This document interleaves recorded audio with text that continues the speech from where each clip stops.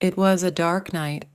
On a highway far from the city, there was only one car on the road. The driver, Ali, had been at the wheel for a long time, and his eyelids were starting to feel heavy.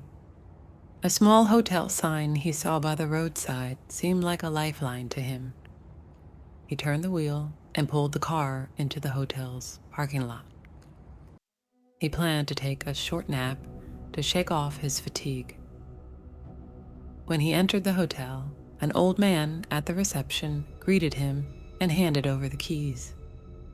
"Room 301, the man said with a faint smile. Alia took the key and headed toward his room.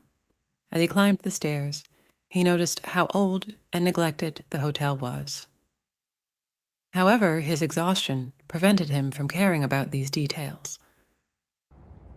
When he entered his room and lay down on the bed, his eyes began to close immediately. But just as he was on the verge of a deep sleep, he was startled by a banging noise from outside. He got up, approached the window, and noticed the old hospital building behind the hotel. The building looked abandoned, but its lights were flickering. Succumbing to his curiosity, Ali went outside to take a closer look at the hospital. As he approached, the building seemed even more eerie. When he reached the door, he noticed it was ajar and stepped inside. Everything inside was rusted and moldy. As he walked down the corridors, his footsteps echoed, and a cold, damp air enveloped him. Suddenly, a faint beam of light caught his attention. He moved towards the light and reached an old operating room. In the middle of the room stood a little girl. The girl looked at Ali and whispered, "You need to leave. He is coming." Ali didn't understand the girl's words, but he felt his heart start to race. He immediately wanted to turn back and get out. However, at that moment, he heard heavy footsteps coming from behind him.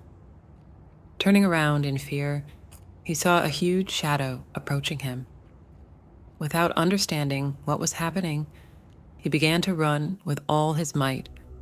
When he got outside, his heart was nearly leaping out of his chest. He returned to the hotel, jumped into his car, and started the engine. As the car sped away, he glanced back at the hospital one more time. The little girl, standing in the window, was waving at him. Ali vowed never to use that road again. That night, what he experienced in the abandoned hospital remained a nightmare he would never forget.